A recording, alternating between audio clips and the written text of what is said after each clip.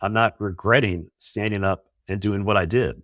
And so that even though we'll have moments of regret or second guessing, we're all human. But in the end, we're going to keep putting one foot in front of the other, and we're going to keep on keeping our head high and not being ashamed of the word of God, not being ashamed of things that we believe, and understand that we're going to get attacked in this world, but to be of good cheer because Jesus has overcome the world.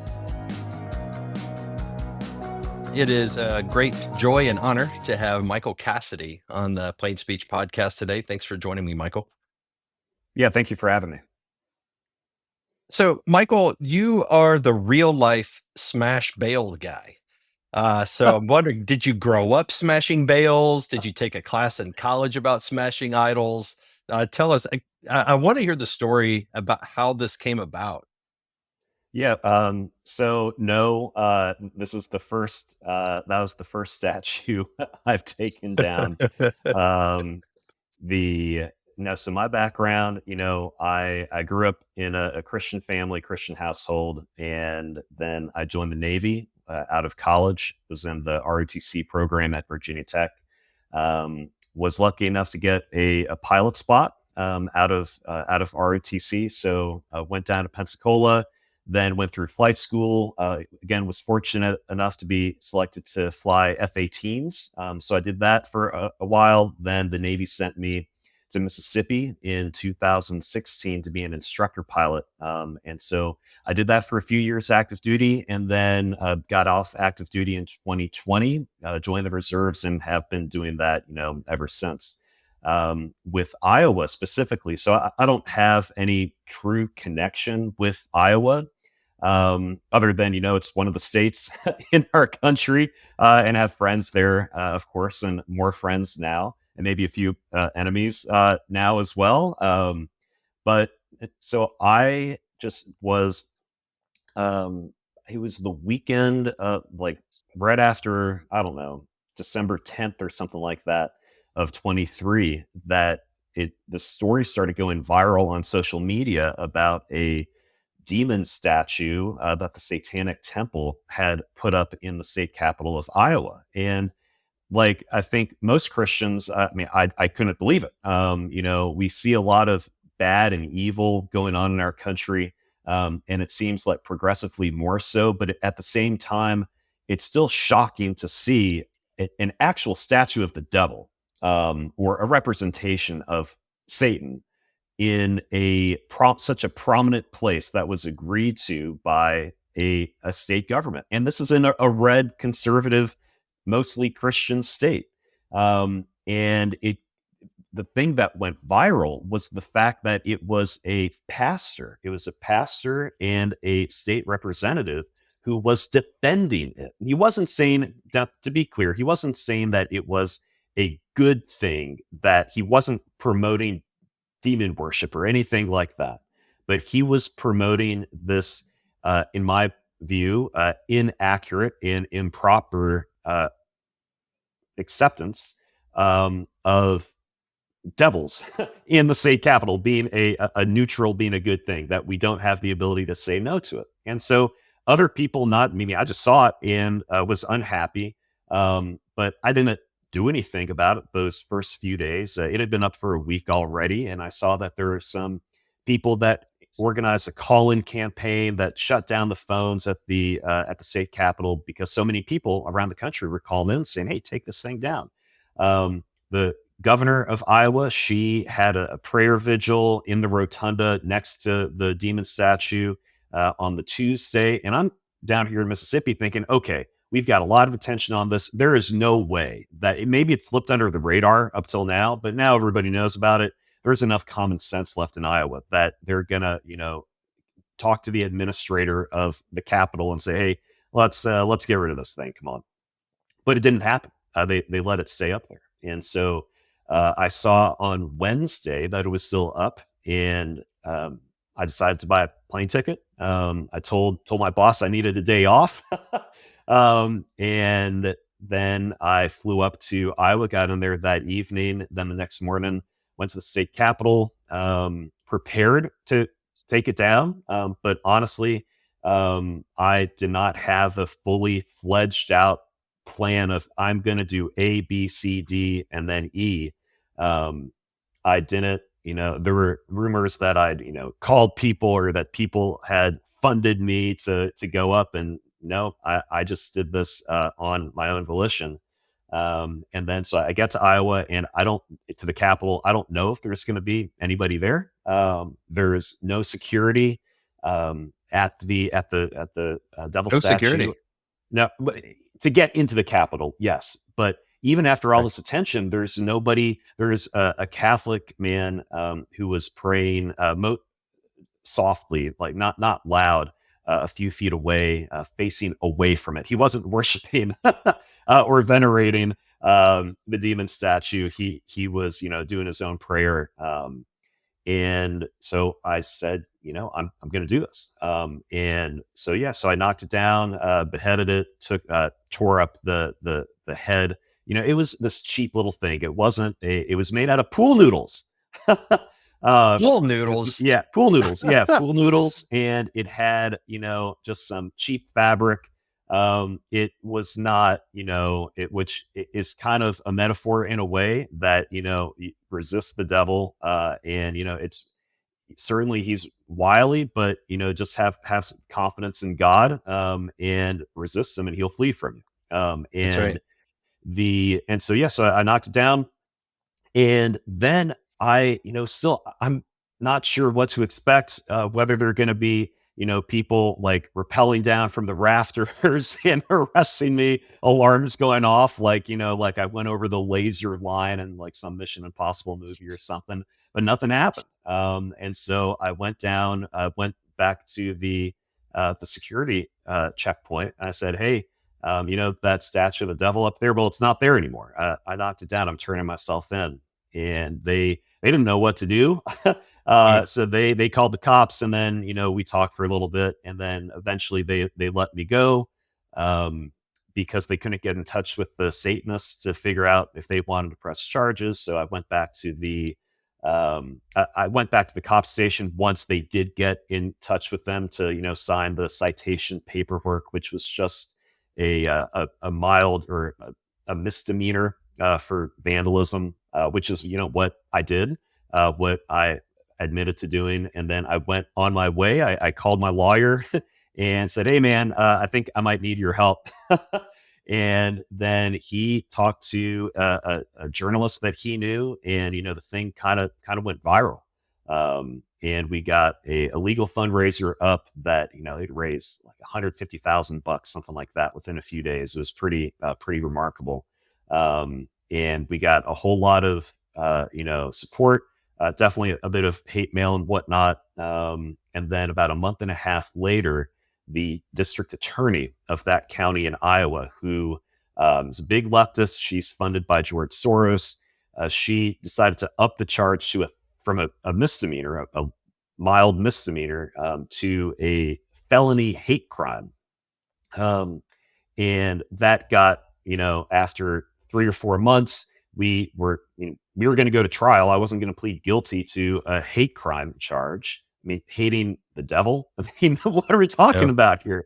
Um, and and so we got about a week before the trial, and they knew that one, they had no case, and two, they didn't want the media attention, I guess, of prosecuting somebody defending, the Satanic temple for having a devil statue, and so they said, yeah, we're going to drop that charge.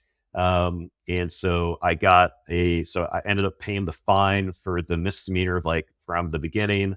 I got on probation, and then that charge is going to go away within some amount of time once I'm off probation. How much was the fine? It was, I think, with all the court costs, because we had like 3 or 4 different hearings. I think it was like $800, I think. Wow. Um, So, so were you prepared? I mean, like, were you like handcuffed and arrested and taken to jail and do an arraignment and all of those typical things? so not exactly. They at first, they just said, "Hey, man, just when I turn myself in, just stay here. After about 20 minutes, they did handcuff me, but they never arrested me, and they said that they were gonna take me to jail. And I mean, I didn't know what to expect. So yeah, I was ready to go to jail. I didn't think that they would just throw away the key. I imagined that I would still be able to make a phone call and organize my things back home if I needed to, or talk to a lawyer or whatnot. But yeah, they were planning on taking me to jail, but then the cops had some discussion with their supervisor, and they changed their mind from taking me to jail and to releasing me. So yeah, they never formally arrested me. There's no cool Trump like mugshot of me floating around anywhere. But yeah, that's what happened. Yeah. And protect them, that it's um, certainly more understandable that you have these other responsibilities, so that you can't just put your own life in the hands of the whims of Iowa police, Mhm. Iowa district attorneys. So I Yeah. think that's part of the risk calculus that I made was easier than other men. Yeah, well, the reason why I ask is I was thinking, like, assuming I thought you're probably married with kids or whatever, and I was wondering, like, what would his wife say? Yeah, yeah, Um, yeah, yeah, yeah, because I know, like, what my wife would say. She's like, "You're gonna do what?" yeah. She wouldn't be a fan. Um, so then did other people know beforehand? Or I don't, maybe you can't answer that question because you might implicate somebody, and, but I'm just curious, like, did you have friends that were aware, that were saying, "Hey, you should totally do this?" Or I imagine if you have, like, some buddies that there's always those guys like, "Man, you should totally do that." And then there's more the cautious types that big, "Man, that would be crazy, insane. You should never do that." Did you have some voices in your ear? I mean, I came up with the idea on my own. I did mention, uh, I didn't say, what I was going to do, but that I certainly expressed my displeasure about it to some other people. But I didn't, I did not confide in anybody about what I thought I was likely to do. Precisely, just in part because I didn't want to implicate anybody. And so it was certainly something that was, a topic of discussion, but I didn't say, all right, men, go and pay attention to the news Right. Thursday at 9:45 a.m. or anything like that. But I mean, I did tell some people after. Of course, I told people after. Yeah. Um, yeah. Did you ever have any moments of, if not regret, at least second guessing? I'm like, "Man, should I have done this?" Like, especially when there's, some media coverage and you're catching a lot of heat. Did you ever Mhm. have any moments where you're doubting whether or not that was something you should have done? Well, to a degree, but only to really a mild degree. Like I think um, there's certainly times that if I'd be getting death threats or some of the things that Mhm. I'll talk about next about what's continuing to happen to me with the Navy, that it's certainly there are times where I've, especially when I've been going up to Iowa in the past. For the various court things, and my plane's getting delayed and having to spend the night in Dallas or Houston, and I'm thinking, man, what am I doing here? Um, but it's just a temporary. It's not like if I'm actually really thinking about it, then no, I've got no regrets. I've got none whatsoever. That the um, I wish, I mean, the main regret is that our country is in a place that we allow statues of the devil to be tolerated in government buildings, and that we allow this, that our culture has turned into one where we just accept this myth of neutrality in the public sphere. There's always going to be values that are imparted in a society. That's the point of a society, that it determines what the norms are, what things are allowed, what things are not allowed. And it used to be that we had this wisdom in our country, and we've lost it. We've absolutely lost it in the broad sense. It still exists in pockets here and there, and there's still millions of Americans that feel this way. But the people in charge, by and large, are not. We need a shift in mindset. So that's uh, not exactly answering the question that you had, but to go back to it, no, I do not have regrets. If I were transplanted magically back to December 14th, I think it was, of last year, I would have done the exact same thing. Yeah. You did mention a moment ago, like talking to your boss, saying that you're going to be gone the next day, and Mm, then you said something about the Navy a moment ago. Like, what mm. what is your job right now, and what's been the reaction in with your coworkers?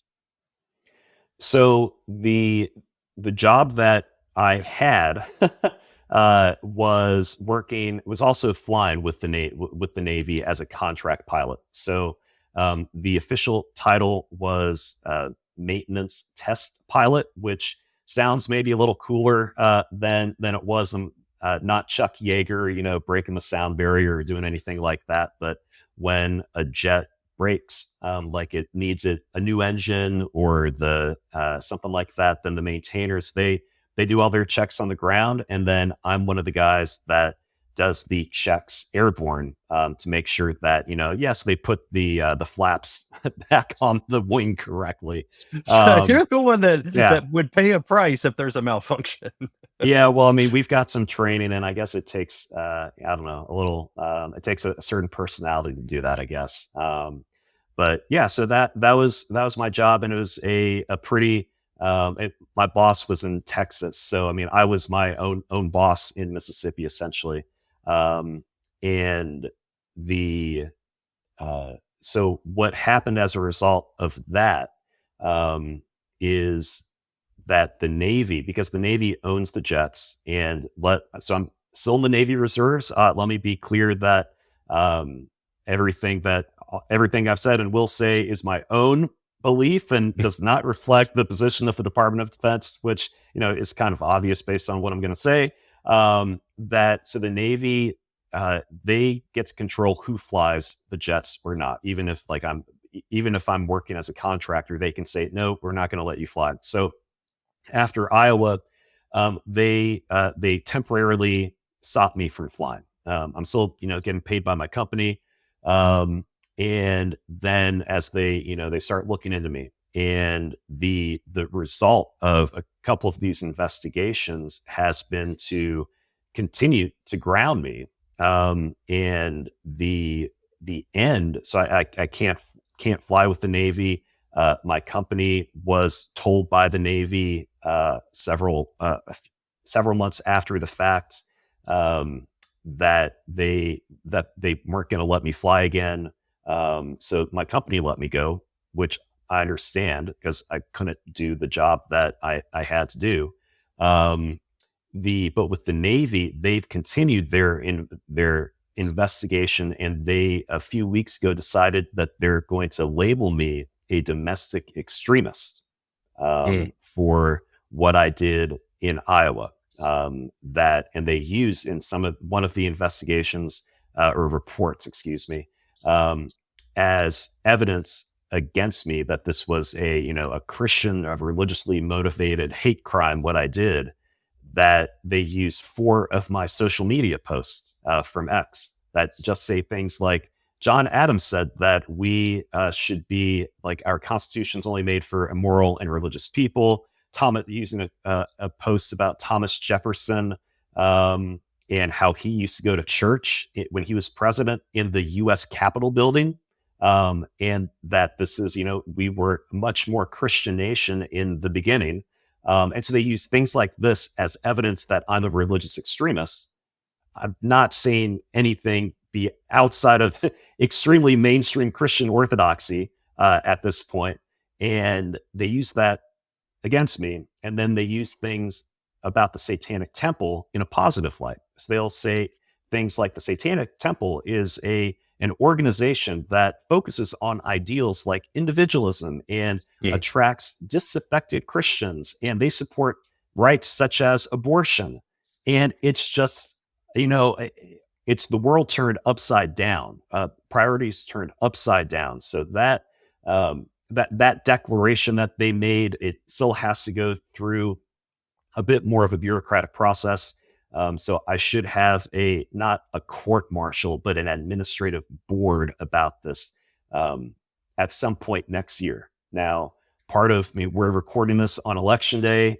I think that unfortunately, that we even have to think about this in our country. But I think it's true that how this election goes will have a strong determinant on my future with the Navy. And that Yeah. I think that if we have a Kamala administration, that it's going to be continuing that same cultural degradation in our military, that same anti-Christian bias, that same anti-conservative bias to try to push people out like they did in COVID, like they've there's a lot of cases. And if we have and if Kamala wins, then this will definitely go to that administrative board for me to be discharged as a domestic extremist. However, I think if Trump wins, that there's going to be enough of a change of guard, shall we say, in higher levels of leadership, both civilian and military. And I think that I would feel much better about this if it even goes to a board. But I kind of think that there's a good chance that this would be, nipped in the bud, so to speak. So that's certainly there's a whole lot more at stake Mhm. with this election. But at least for me and seeing, and other Christians should see this too. It's not just me, but a change in what we're voting for with Trump is hopefully a change, a complete reversal of this anti-Christian um, energy in culture that's being promoted at all levels of the government. The- I want to ask another question about the Navy. Like, Yes. do you see at the at your level of operation within the Navy, do you see a lot of this ideological capture, kind of street level military, or is that more in the bureaucracy, the Pentagon, places that doesn't really touch the rank and file? How do you experience that, if at all? I think it's much more at higher levels. You definitely do see it a little bit more at lower levels in things like various, like there's some different trainings that we have to do, and um, and there's more things like you'll get the occasional like drag queen event Yeah. that like they'll do it based. It's not common. I don't want to make it seem like it's happening all over the place, but it's happening to some degree in some places, in ways that wasn't happening with Trump, of course. Um, but I think Do you think a really Trump what election would make a difference in that? I hope so, and I think that there have been enough people that have been kicked out, whether from the military, whether for opposing DEI, whether it's opposing the COVID shot mandate, whether it's just simply being a Christian. Like there's one guy, a major, I think, up in Idaho, the Idaho Guard, that got removed from command because he posted on Facebook that he thinks marriage is between a man and a woman. And some Mhm. leftists complained about it. I know a pilot that's on legal hold for and being investigated, like me, for domestic extremism for posting something on social media that said something like like we have to stop illegal aliens crossing the border. And again, it was some leftists like Yeah. Stasi, like Snitch, that didn't it offended them, and so now this guy is under investigation for being an extremist. So yes, I do Mm. think that there are enough people that have been affected now over the past 4 years, and that are eager to get into to work their way with a Trump administration to get change some things up. And one of the things that gives me optimism is that I still think that most people in the military are either politically neutral which is fine, which is how it honestly, like that. That's generally how the military has been. Even if people have been uh, predominantly Christian, predominantly conservative in the past, and I think still are. The thing that's been so destructive is that people, and it's human nature, if you are a career office, if you've got if you're looking for a career for 20 years or to keep moving up the ranks, then you are not as likely to stick your neck on the line. And if you Mm. see somebody, you see bad things happening, you're probably just thinking, I'm just going to stay in my lane, keep my head down, and hopefully I can just keep on keeping on. And that I, I I'll accept the bad things that are happening, and I'm not gonna speak up about it. And so and that has manifested itself in not that many people standing up when you might think that more people would. Right. But the flip side of that is that if we are able to institute some more positive pro-Christian, or even just politically neutral policies, then that's going to trickle its way down as well. That people, I mean, we're in the military, we're by and large used to following orders, as long as they're lawful orders. And so I do have optimism with a change in administration. Yeah. So what does it mean that you've been labeled a domestic extremist? Like, is there Um, criteria for that? Like, is that just a pure arbitrary designation that somebody uses to punish you, or is there criteria? so yes and no. The Biden administration, they created or updated, but really like made a new instruction about domestic extremism back in 2021 that lists various things that, yeah, I don't have the instruction in front of me, but it was basically, I believe, a reaction, at least at the, but what they said on their face was, um, that they thought that there were a lot of a lot of veterans at January 6th at the Capitol, and so they said, "Oh well, we have to make sure that we don't have January 6th type people in the military." And but they've taken that to a bit more than what they may have said, and so I don't have the verbiage in front of me, but essentially, it's if you participate in religious activity that could be like discriminatory, and it uses all sorts of like the whether it's race, gender, sexual orientation, or all sorts of things, but it could be construed as widely, or as narrowly as they want. And so it could be like as wide as to have, let's say, if you are going to a church that is promoting biblical values, let's say on marriage again, or on LGBT, or anything, um, that it is a wide enough instruction that you could technically be labeled a extremist for just simply Mm. attending this church, for tithing, for being a deacon, for anything like that. And so it is, certainly there, as of right now, they're not just going after people for going to church. I'm not, But they could. It sounds like. but they could. They could. So let's say a church, and this is news to me. So as a pastor, care about the people in my church, and I'm outspoken about the issues that I care about, including biblical sexuality and marriage and all of those things. And so, merely based on something that a pastor says, a church member who just attends that church could be labeled a domestic extremist based on their association with the church itself. Is that right? Yes. Yeah, yeah, yeah. It's, Hmm. um, That's again, it's insane. it's pretty. It is a it is a it's a choose your own adventure. That there's a uh, it's again not happening right now, but it's in place. It's certainly Mhm. in place to happen.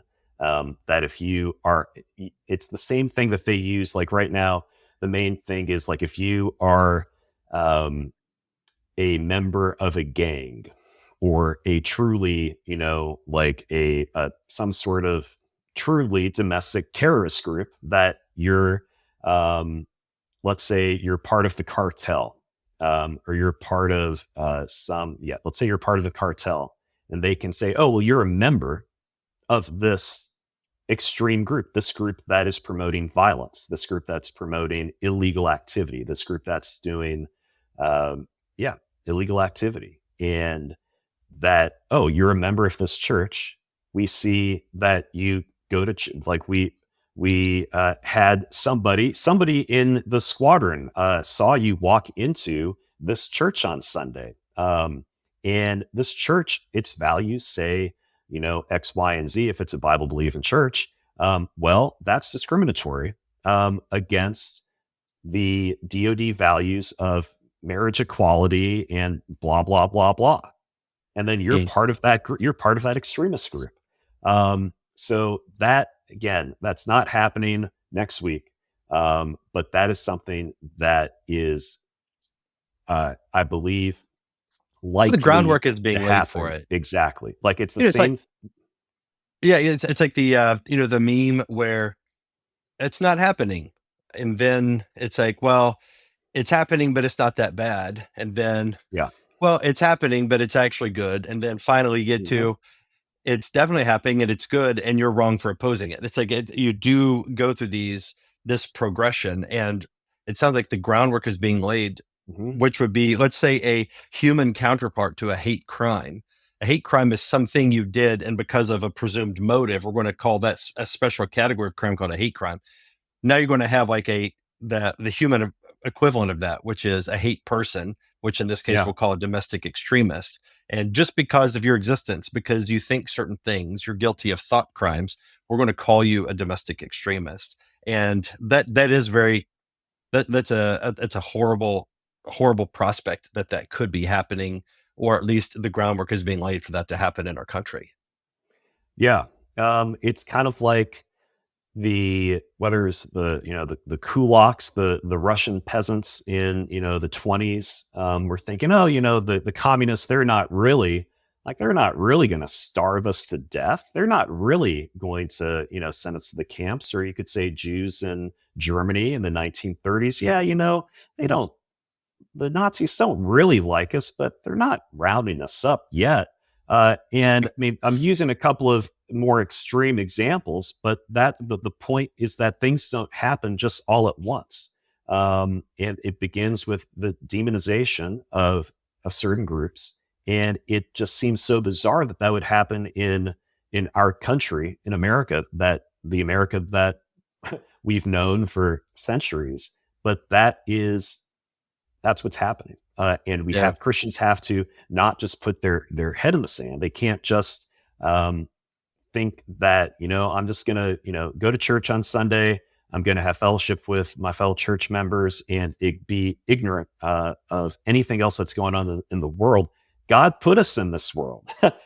We live in it, Mhm. and it's our responsibility to be honest with ourselves about what's going on, and then asking ourselves, okay, what do we do next? How do we push back on this? How do we maybe pressure um, our political leaders to stand up against this and to make sure that we don't go down the path that we're going down right now. Yeah. I want to ask you about the Satanic Temple. Hmm. I did a little bit of digging into this months ago for something unrelated. I had heard something about the Satanic Temple. Oh, I remember what it was. I believe it was um, there was some abortion related um, entity. I don't know if it was Planned Parenthood, but it's like one of the chief funders was a Satanic Temple. I think something like that. Hmm. That was that prompted me to look into it further. And I thought, like, literally the Satanic Temple. And so I looked on their website, and it seemed like what it's called, the Satanic Temple, is different than what they claim it is. and they say, Satan is, we don't believe in a personal Satan like God and, the devil. Like, it's like Satan is a representative of freedom and, defying the oppressive system. It's like it was presented a very positive light, but I was thinking, like, if that's what you are doing, then why call it the Satanic temple, knowing what all of the associations with satanic, what that word means? So I'm curious, like, what your experience is with this organization. Have they personally come after you? And I also want to ask you, and I want to find out about that, but also want to find out if you think that the Satanic Temple, is that just a cover for something that is truly, like, do these people truly worship the devil, or should that be taken at face value? Yes, they certainly have come after me with death threats and phone calls and things like that. But I do think, to kind of answer your second question, I didn't know anything about these guys before until after I went to Iowa and started reading about them. But what it seems like, they are just these atheist trolls. That they're two different satanic, or at least two main satanic groups in our country, and one of them, they do literally worship the devil, um, but it's called something else. The Satanic Temple. They they essentially, again, it's atheists. They choose the satanic verb, imagery and the name, really as not for religious purposes, but to be anti-Christian. It's like they themselves are the true hate group, that they hate Christians, they hate Christianity, and they hate Christ, Yeah. and they and so they use that imagery. And like, the reason they put that statue up in the Iowa State Capitol next to a nativity scene is indeed, it's to uh, poke the eye of Christians, and that they try to have their cake and eat it too. With, they call themselves, oh, we're a religious group, and you say, so what do you believe in? They say, oh, well, no, we don't believe in anything. Well, then you're not a religious group. You're just an anti-Christian group. It's not that Hmm. you worship. They don't worship the devil. I mean, they certainly are doing his work. I'm sure the Hmm. devil is quite happy. He doesn't care whether they worship him or not. They're attacking. They're attacking truth. They're attacking Christians, and that makes him perfectly content, whether they believe in him or not. So they try to claim religious freedom, access. Like, one of the more evil things that I've seen recently, that they're trying to promote. They already have one, but a second abortion clinic in Virginia, and they try to say that abortion is their religious, um, their practice is abortion, and so therefore they're a religious group, so they have to be able to do whatever religious actions that they deem fit. That's in the First Amendment, and it's not. That killing babies is the opposite of worship, and the opposite of religious freedom, and that's really all they are. It's not. I mean, there might be some actual devil worshippers among them that just saw the name and thought, oh, okay, this is what we do. But I think, from what I've read in my interactions, they're just some, I feel sorry for them for the most part. The ones that I've seen, I mean, you can just see the disease of their whole Yeah. outlook. It's just not, um, and I don't know whether yeah, that's a longer conversation, but I feel sorry for him. I feel sorry for him, and I do truly pray that they repent and come to Christ, and that does happen in some cases. And certainly, I mean, I'm an optimist, and I think that in the long term, I think that we'll be able to get them. Yeah. Amen. What have the reactions been like from in the Christian world? It's been, for the most part, overwhelmingly positive. Um, that it's one thing that I, the few days after I did what I did in Iowa, um, I didn't realize how inspirational, I guess it was for some people. And that I think we've seen, and to be honest, I'd seen it too, this Christian actions in our government and our society increasing over the years. And I was frustrated that there wasn't much pushback. Mhm. Um, and so me just with that one small beheading for man, uh, and that did have a morale boosting effect for Christians, and that's what I hope that it does. That people can take away is that it's you know we have to take action, we have to stand up, and that doesn't necessarily mean taking. I wasn't violent action. I wasn't going to, if there had been Satanists that had been guarding that demon statue, I wasn't gonna start punching it in the face. um, but it does mean that we can act with Christian civil disobedience.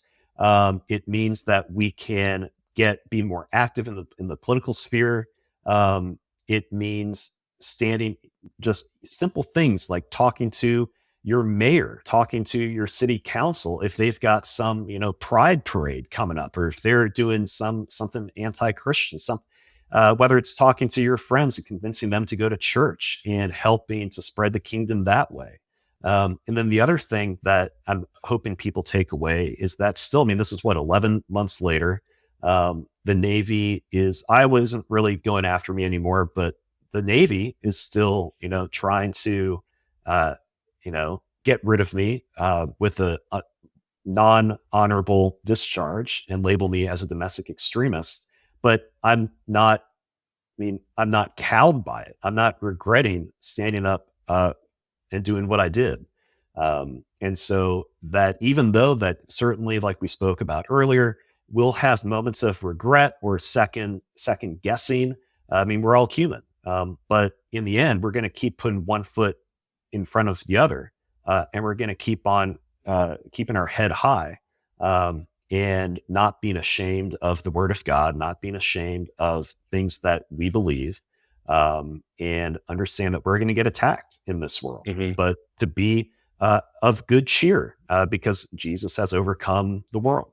John Yeah. 16:33, and so that's something that I hope people can take away. There have been, of course, some Christians that I think have taken a bit more, that were not as supportive, and in just like that pastor, that Iowa pastor and state representative, he was not supportive of Yeah. what I did, and I it's interacted with him on Twitter some. I mean, oh I really remember I was very disappointed with him. yeah. And I think it's, again, this false belief, that Christians should have no influence in promoting Christian values in a society, that we should just completely withdraw from the public sphere, other than, church, and other than, mission trips, missionaries, that it is just let beautiful government neutrality work its way. But it's not as if we have that choice. It's either God and God's word, or it's being transgressed. And we shouldn't just look at it, look at statues of the devil, shrug our shoulders, and say, "Oh, well, that's a blessing of liberty." It's not. It's not a blessing of liberty. It is evidence of the fall of our weakness as Christians, by and large, of Christian leaders to tolerate this, and that we need to be more bold in our faith. Where do you think that comes from? This idea that it's a neutral public square and that Christians should not seek influence, should not try to assert our our views within society.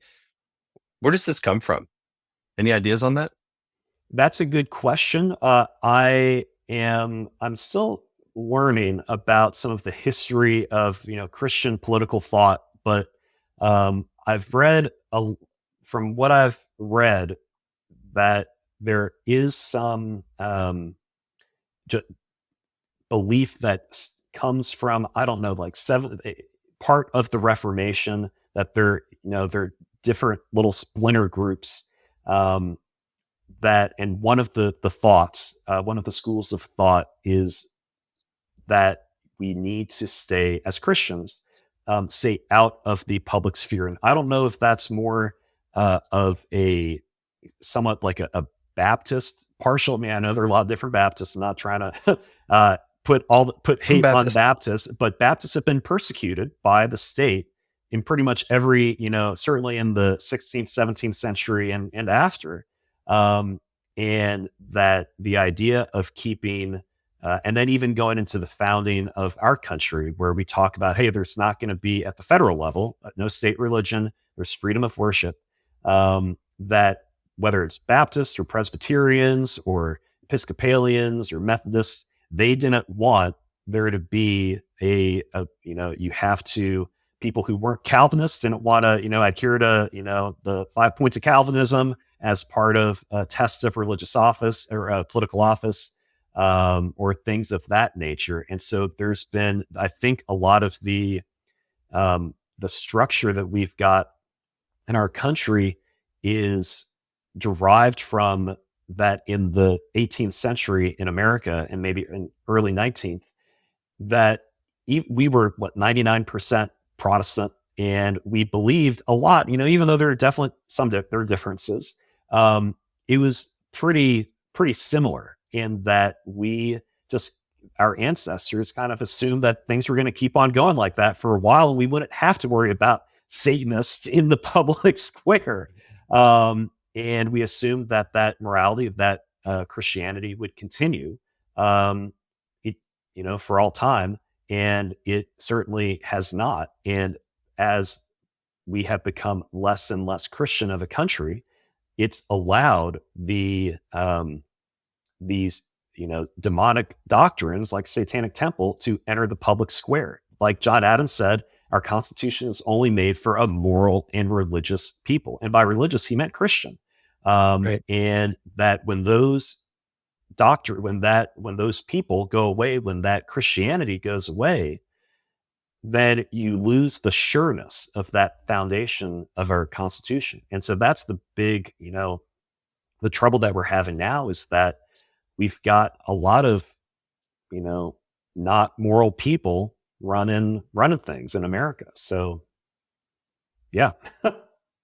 Yeah, I think it's not something we're used to having to defend. Mhm. There are ideas that you take for granted, and you don't have to fight for them because they've always been that way. Yeah. And as Christianity has declined in the West, or things that were just sort of we inherited from people that fought Mhm. for them in previous generations were passed down to us. And we've gotten so accustomed to not having to fight for them that it seems, at least in some quarters of the Christian world, like it's immoral or wrong to fight for them because fighting Mhm. is sort of a uh, I don't, it's unsavory. It doesn't feel good. Fighting doesn't feel very spiritual, Yeah. especially if you're fighting for a right. Then that seems selfish to some Christians. And so I think, like, regardless of the political theory that kind of is happening at the intellectual level, I think just between different Christians of various sorts, it seems like, well, let's just let's just not really worry about the world. The world is going to do what the world does, but we're the church for the kingdom. So let's just detach from the world Mhm. and not. It's too selfish and self-seeking to defend our right as Christians and as Americans to for freedom of religion. And Mhm. they don't seem to think through the fact that um, if you lose that, you'll like, what will it take to get it back? And you may never get it back. Mhm. And that's so it's like we have to rediscover a fighter spirit. So it's a muscle we have not exercised. And of course, there are ways to go about it that are good and God honoring, and there are ways to do it that are inappropriate. And we have to work through that as well. And like, okay, what does it mean? Like, just rediscover good Christian political theory, good Christian theory about what does it mean for Christians to fight and to defend and to articulate what we think is a vision for public life in America. And as of yet, many Christians are unwilling to do that. Some are doing it, but they're doing it despite the objections of other Christians who possibly well-meaning, but they're undermining a good work. And that's the state representative pastor in Ohio, or in Iowa rather, that Mhm. was opposing you from a position of authority where he should have Yeah. been your chief defender. This Yeah. guy should have been the one saying, this is a good thing. We do not. I mean, he could have made it a campaign issue just cynically. He could have said, like, hey, Iowans don't want Satan in our state house. Um, but he didn't. He went after the guy who was fighting the good fight. And I just, it blows my mind. But I think, like, this guy, I mean, from what I read about him, I saw some of his Twitter posts, and I'm like, he seems like a nice guy. Yeah. And I'm like, he's a nice guy. And, in peacetime, nice guys like that could be great. But this is not peacetime. We have a war. Like, Christians are being embattled, and our way of life is being threatened. And so it's time for us to discover that fighting spirit and to learn how to do it well. I'm glad you did it, brother. And, I know I'm glad, I am personally really encouraged to hear of all the support you got, because I expected you to say you were getting a lot of blowback and catching a lot of hate from Christians. And I'm glad that that's not Mm. what you articulated. You got was mostly supportive, and that gives me some hope. I did have one other question. I know you've got a hard stop. You have another interview coming up, Yeah. but I'm just wondering in general, would you say there are lessons or takeaways? Like, is there something that stands out? I'm like, what has God done in Michael Cassidy's life to make you a more godly man through the events that's happened in the past year? Well, it's been a blessing in disguise personally, not being able to fly for the past several months, ironically, because it's given me more time off. Even though, like, I would go into work and I couldn't fly. So, but I'd have this off time to really uh, learn more about the Word of God, and learn more about theology and, eschatology, and some of the and Reformation, um, that I just didn't have as strong of a foundation for my faith as I wish that I had, and I still don't.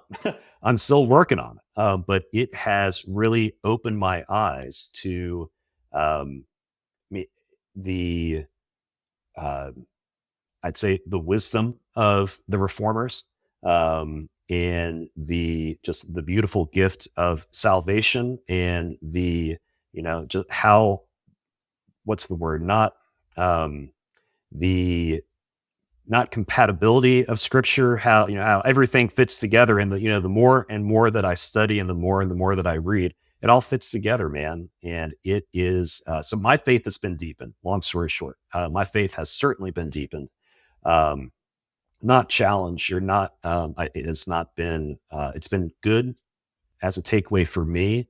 Um, One other thing that I think, with a lot of this positive feedback from Christians, is that the takeaway is to not be ashamed of the Word of God. Not be ashamed of, if you're doing something that you believe is the right Christian thing to do, that it's, even though it may be tough, you may be worried about the personal consequences of, whether it's people saying, well, wait a second, are you saying that you believe in marriage between one man and one woman? Are you some sort of, caveman, or are you some sort of bigot or something like that? And those are the words of the devil, if not the words. I'm not saying that the people saying this are devils, but I am saying that it goes back to the Garden of Eden, and the serpent saying to Eve, "Did God really say that?" And it's very easy. It's very tempting to hear people questioning the Word of God, and to say, "Yeah, did God really say that?" Um, but I think what it really boils down to is that, God is God and I am not, and that if God says to do something, and I want to do something else. Well, I'm not doing something else. I'm doing what God says, and that it's very easy for us. And I'm speaking for myself to pursue my own personal idols, and we need to knock them down if that's what God tells us. And that I don't just mean actual statues, but the idols that we put before us in our own lives. I couldn't agree more, brother. Thank you for sharing your time with us today, Michael, and God bless you on whatever's next in terms of your career and flying and all the things you have yet to work out. But you're an inspiration to me, and I'm sure a lot of others. So thank you for your faithfulness to the Lord, and thank you for joining me today. Thanks, Michael. Appreciate it. Yeah, God bless.